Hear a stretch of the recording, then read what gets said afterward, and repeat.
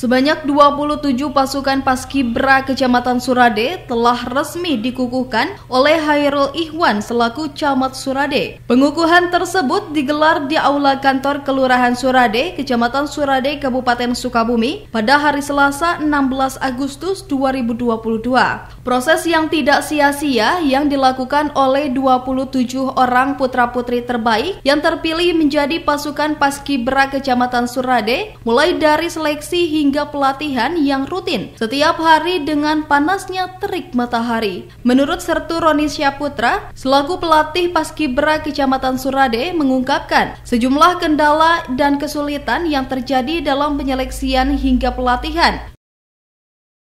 Baik, di tahun ini kita melaksanakan seleksi Paskibra di tahun 2002 setelah sekian lama vakum karena COVID-19.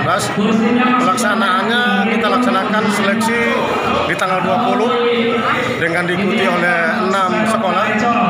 Masing-masing sekolah rata-rata memberikan 10 siswa dan siswi. Nanti kita seleksi dengan rekan-rekan dari Angkatan Darat, dari TNI AU, dari kepolisian. Sehingga sekarang ini terbentuklah satu pasukan yang berjumlah dengan 27 siswa dari 5 sekolah yang tadinya kita rencanakan mendapat 6 sekolah.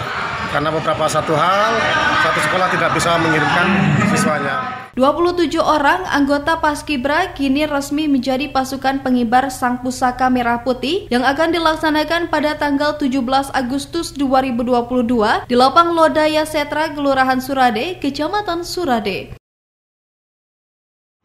Ya, jadi alhamdulillah hari ini kita melaksanakan kegiatan pengukuhan anggota Paskibraka Kecamatan Surade tahun 2022. Alhamdulillah hari ini seluruh anggota Paskibraka Kecamatan Surade hadir langsung ya, sejumlah 27 orang putra maupun putri.